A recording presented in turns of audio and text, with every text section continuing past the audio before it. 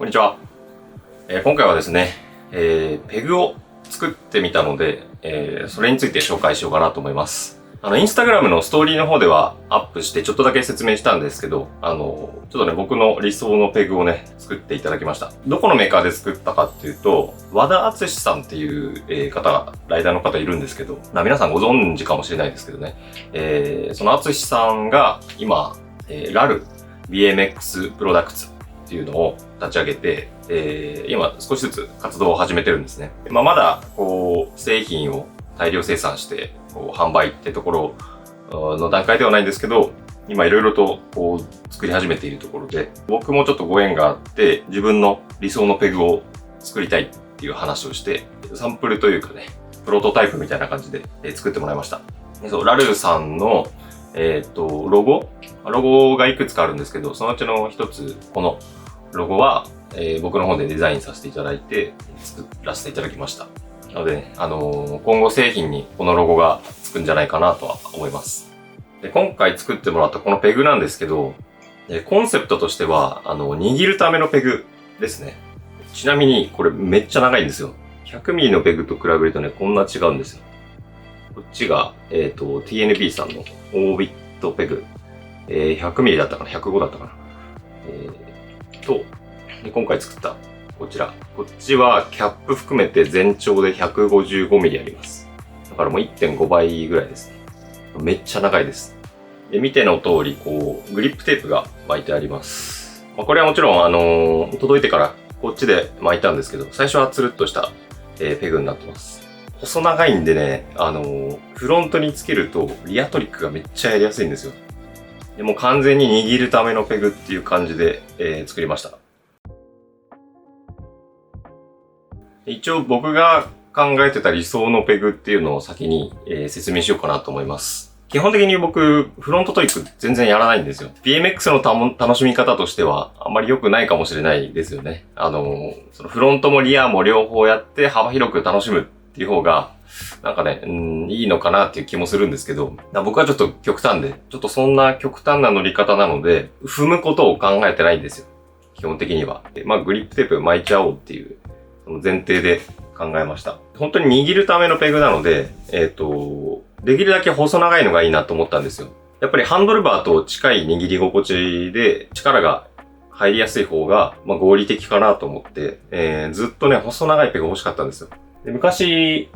ドミニクっていうライダーのシグネチャーペグで、ドムペグっていうのがあったんですけど、それが120ミリだったかな ?120 ミリか125ミリですごい細長くて使いやすかったんですけど、それより細長くてもいいかなと思ってました。あとは僕結構汗がすごいんですよ。周りの他のライダーと比べても汗をかく量がすごいので、ペグを握る手がめっちゃ滑るんですよ。滑って練習にならないんですよ。なので、最近まで使ってたイギのペグにもグリップテープ巻いてたんですね。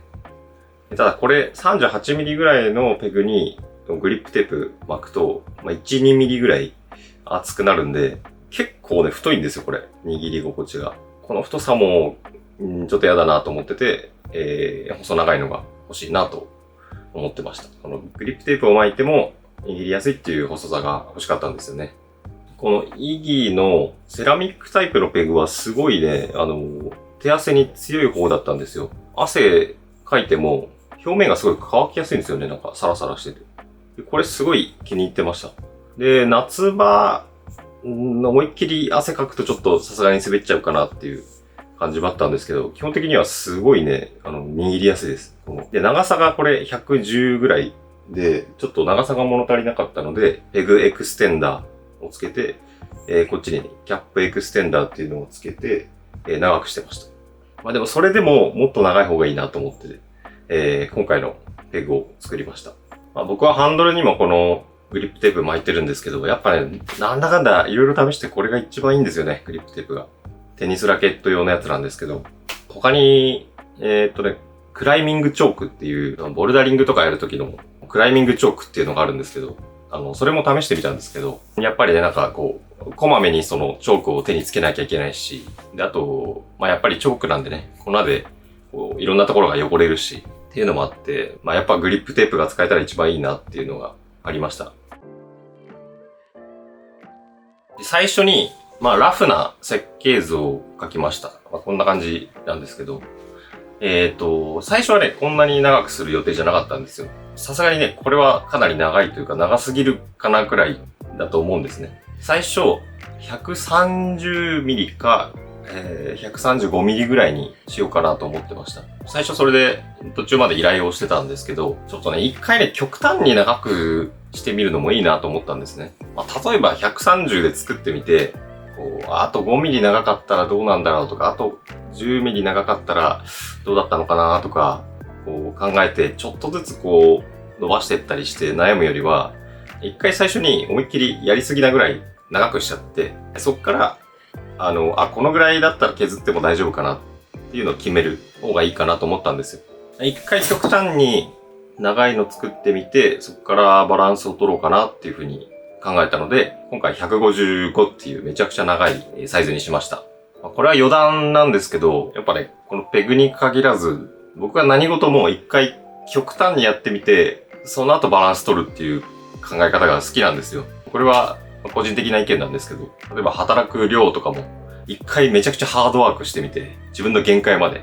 ちょっと体力的にもう無理だっていうところまで一回やりきってみて、じゃあバランスがいい、その働き方はこのぐらいかなとか、その自分のバランスを見つけるっていう感じですかね。それがちょっとずつ、仕事の負担を増やしてってとかってやると、結構時間がかかると思うんですよね。その、バランスのいいところを探すのに。まあ、これも同じで、ちょっとずつ長くしてったりとか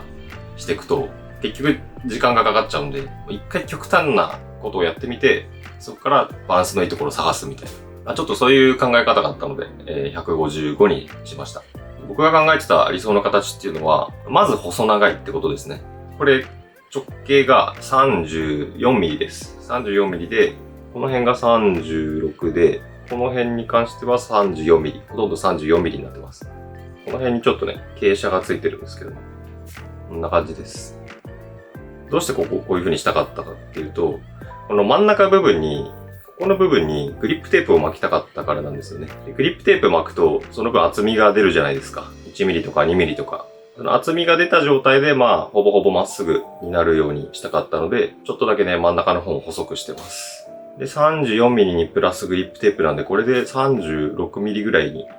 なってますね。今販売されているペグで36ミリとか34ってないと思うんですよ。多分38ミリくらいが一番遅いんじゃないかなと思います。で、あとは、ここですね、キャップ式にしたかったんですよ。で、このキャップはナイロンにしたかったんですよね。これがね、こういう風にネジ式になってて、ここに穴が開いてて、ここに六角レンチを通して回すようなタイプです。結構一般的によくある、キャップタイプですね。ここは埋まってます。技やるときにここに指がちょっと入っちゃったりするのも嫌なんで、穴は塞いじゃおうかなと思いました。で、穴あって、これ、キャップが削れていくと、だんだん穴のところがバリが出てくるというか、鋭利になってきて、そこに指が入るとちょっと痛そうだなっていうので、ここはね、埋まってた方がいいかなと思ってこうしました。あとこのキャップをこういう六角レンチ通して回すタイプにするのか、ここに芋ネジっていうちっちゃいネジをくっつけて、芋ネジで固定するのか。その辺もね、いろいろ考えたんですけど、こっちの方が取り外しが楽かなと思ったんですよね。僕はどちらかというと整備とか雑な方なんで、ここのね、芋ネジをなくしちゃうんじゃないかっていう心配もあったり、あとは、その芋ネジを回すためのちっちゃいその六角レンチを用意してなきゃいけないっていうのも煩わしいというかめんどくさいなと思って。いつもこの六角の6ミリはだいたい持ってるんですよね。いつも。ペグキャップ、これも回せるし、クランクも僕の場合はこの6ミリで回せるし、ステムもこれで締められるし、6ミリが便利だから、6ミリは絶対持ってるんですよ。だから、ここのキャップもね、6ミリで、取り外しができる方がいいなと思って、それで、これにしました。ペグキャップは、本当は逆ネジにしたかったんですよ。普通のネジの方向と逆のね、半時計回りで締まる形にしたかったんですけど、工場の方でちょっとミスをしちゃったみたいで、これはね、普通のネジになっちゃってます。で、なんで逆ネジがいいかっていうと、ペグって普通の時計回りの方向でここ締めるじゃないですか。根元のナットとかボルトを時計回りで締めると思うんですけど。で、こっちも時計回りで締めちゃうと、ここが例えば固着しちゃってすごい硬くなった時にキャップを外そうとしたら、ペグの方が回っちゃったりとかすることがあるんですよ。このネジの方向が同じだと。だからこっちのキャップは逆ネジの方が絶対整備しやすいんですよ。っていうのがあって、ちょっとね、次回はちゃんと逆ネジにしてもらおうと思ってます。で素材は本体がアルミです。7075のアルミで、こっちのキャップが、ナイロン PA66。僕最初知らなかったんですけど、ナイロンにもいろいろ種類があるみたいで、ちょっといろいろ調べたんですよ。あくまでネットで調べた程度の知識なんですけど、この PA66 っていうのが、強度的にも、ナイロンの中では良さそうなんじゃないかなと思って、今回は PA66 で頼みました。本体をナイロンでやってみるのもありかなと思ったんですけど、ちょっと細長いと、その分強度が心配だなっていうのもあって、ちょっとアルミにしました。あともしかしたらナイロンの方が高くついちゃうかもしれないっていうのもあります。で重量はね、これペグ全体で 145g ぐらいらしいです。ちょっと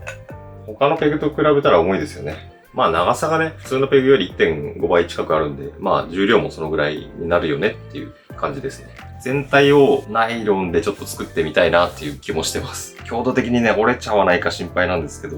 僕の乗り方だと、フロントのペグにこう思いっきりガーンって体重がかかることがまずないので、ナイロンもありかなーなんてちょっと迷ってるところです。という感じで、僕が最初イメージしてたペグっていうのは、そんな感じでした。で、完成してみて感じたこととか、次回への反省点みたいなのを話そうかなと思うんですけど、まずは、やっぱり長いですね、結構。当たり前なんですけど、一回極端にやってみようと思ったので、155っていうサイズにしたんですけど、もう1センチか2センチちょっと短くしてもいいかもしれないなと思って、今ちょっと考え中です、そこは。今のところこんだけ長くて、不便に感じることはないんですよ。長い分、体に引っかかっちゃうとか、そういうことも特にないので、そういう意味では全然この長さでいいんですけど、やっぱね、見た目的にフロントについてるペグがもうドーンってめっちゃ長く見えるんで、見た目のバランスを考えるともうちょい短くてもいいのかななんていう風に考えてます。でも 140mm ぐらいあってもいいかなって思いましたね。なのでその長さを、とりあえずちょっと短くしようかなっていうのと、太さですね、直径。直径ちょっとミスしちゃって、ここ 36mm から、34mm になってるんですけど、この半径の寸法で言うと、ここの段差って 1mm しかないんですよ。もともとここの段差を 2mm つけるつもりだったんですけど、直径で 2mm 細くしちゃって、半径で考えると 1mm しか、ギャップがないんですよね。半径で考えて 2mm 短くしたかったんですけど、そこちょっとミスしてしまったので、外径36から 32mm に、するのもいいかなと思ってます。あと、これですね。この、ソケットレンチが入るギリギリまで、にしたいなって感じですね。まだ結構余裕があるので何ミリか。これが入るギリギリまで細くしちゃうのもありかなとは思ってます。ただ、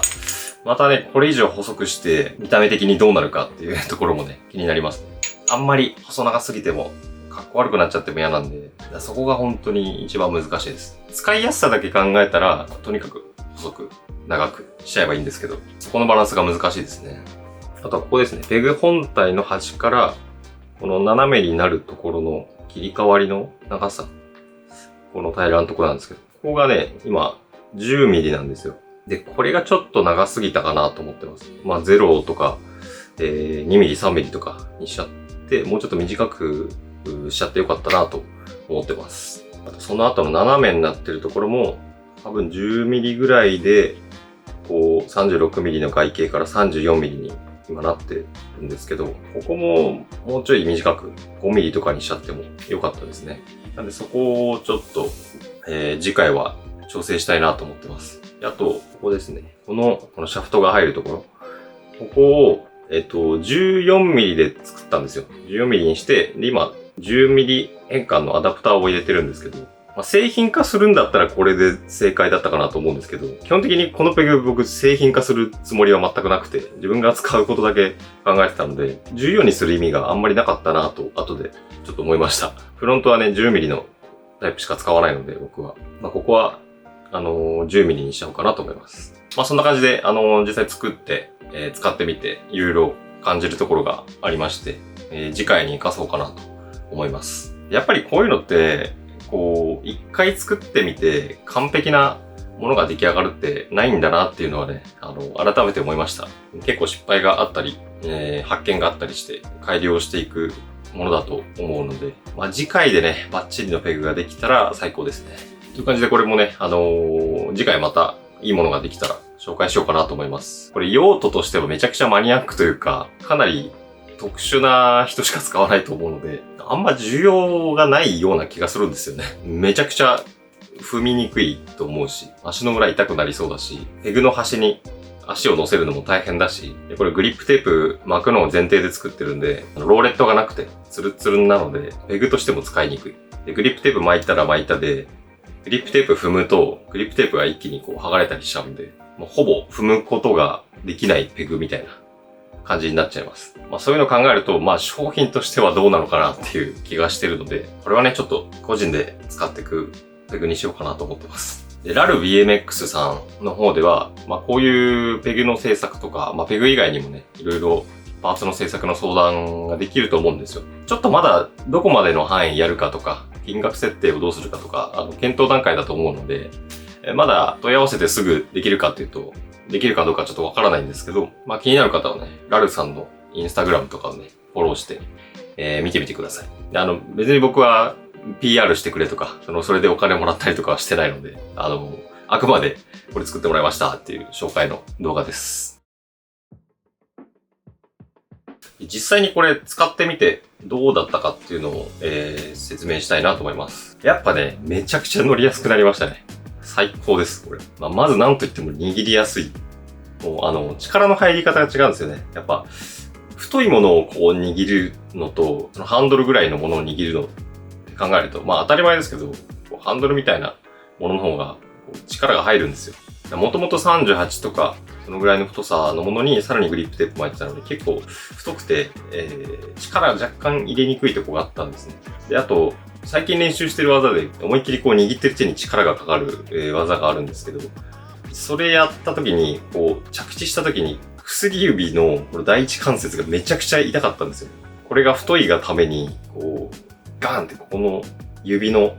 第一関節にめちゃくちゃ負荷がかかってて。で、それでね、本当に、この指が痛くて、その技練習するのやめてたんですよ。本当はやりたい技なのに、手が痛すぎて練習できないみたいな状態になってて、それもすごいもどかしかったんですよね。それをなんとか解決しないと、もう練習できないからどうしようっていうのもあったので、もう、この細いペグはね、最高です。実際このペグでやってみたら全然痛くならなくて、やっぱ4ミリぐらい直径が細いとこんなに違うんだと思って感動しました。あと長いのもね、結構いいですね、やっぱり。アップサイドダウンのペグ入り関係とかでやるときに、やっぱ端の方を持つとね、めちゃくちゃ力がかかるんですよ。当たり前ですけど、テコの原理みたいな感じで、根元の方、この辺持って、動かすよりは、長いペグの端持ってこうやって漕ぐ方が、やっぱコントロールが楽なんですよ。力が少なくて済むというか。そういうのもあって、これはね、すごいいいですね。今までの感覚と違うから、ちょっとびっくりするみたいな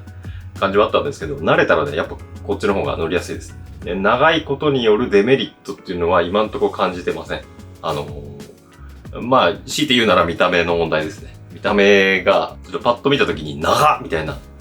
印象を受けるので、そこだけちょっとね、どうにかクリアしたいなとは思ってるんですけど、やっぱこんだけ乗りやすいと、その見た目を多少損なってでも、このペグを使いたいなっていう気がします。足を乗せて使うっていうのは全然やってないので、それに関してはね、あんまり期待できないですけど、握るっていうことに関して特化したペグなので、握りやすさは最高ですね。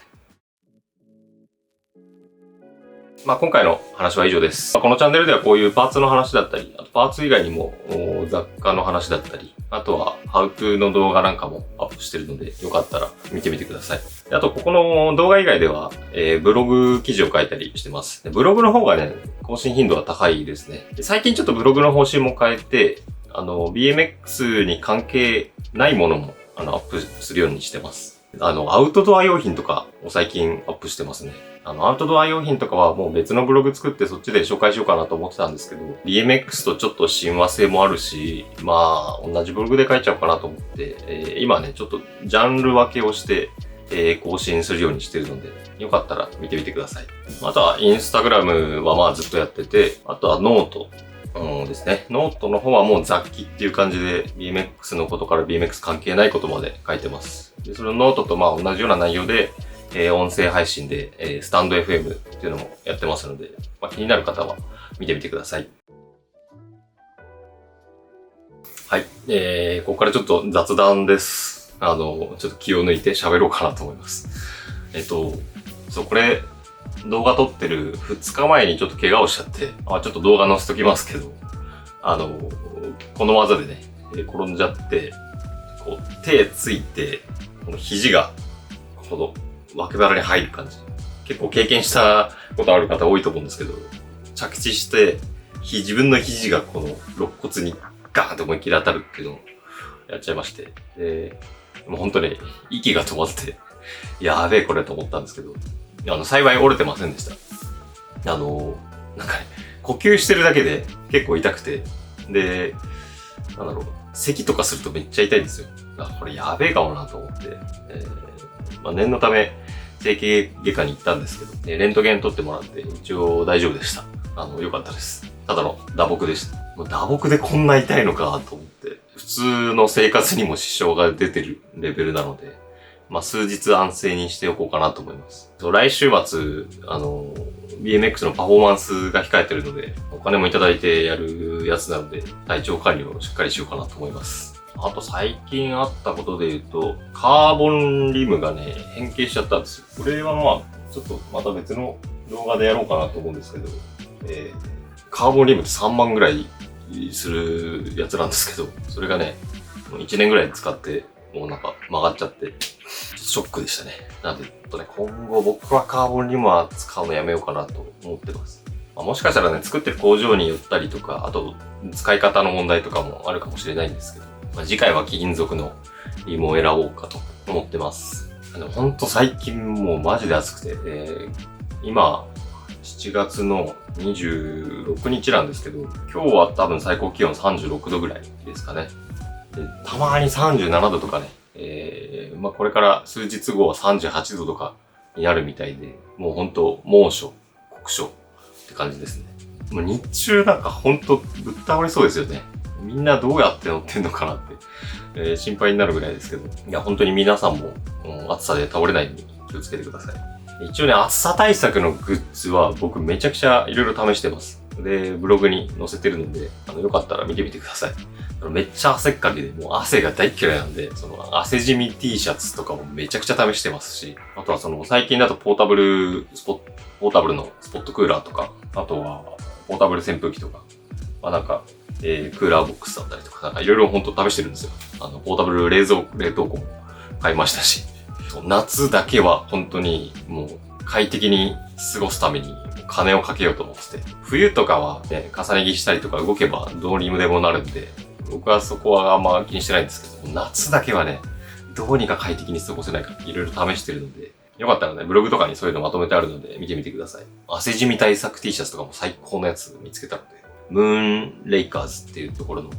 T シャツなんですけど、マジで汗じみ出ないんですよ。ほんと、汗じみゼロって表現しちゃうと、ちょっとね、オーバーかもしれないので、良くないんですけど、いや、本当にね、ゼロって言ってもいいんじゃないかぐらい、汗じみが出ないです。汗大量にかいて、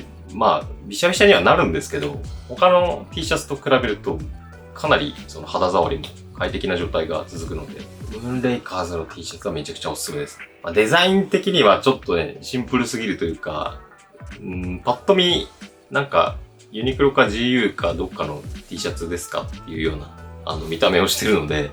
見た目的におしゃれかっていうと、そうではないかもしれないんですけど、快適さだけを考えるなら、レイカーズはめちゃくちゃおすすめですね。あとはなんだかんだいろいろスポットクーラーとか、ポータブル扇風機とか、いろいろ使ってはみたんですけど、結局ね、ちっちゃめのクーラーボックスとか、クーラーバッグを持ってって、そこに保冷剤をいっぱい突っ込んどいて、で、保冷剤、体に当てて、熱を取るっていうのが一番手っ取り早いし、快適だなと思いました。なんだかんだね、ホットクーラーとかも涼しいっちゃ涼しいんですけど、限度があるんですよね。だから保冷剤でがっつり冷やすのと比べちゃうと全然違うので、ホットクーラーも結局バッテリー込みで10万ぐらいかかったりとかしたんですけど、なんだかんだでちっちゃいクーラーバッグと保冷剤が一番良かったかなって思ってます。はい。悲しいことに。そういう僕の、失敗とかもね、活かしていただけたらなと思うので、ぜひチェックしてみてください。はい。今回の動画は以上になります。ありがとうございました。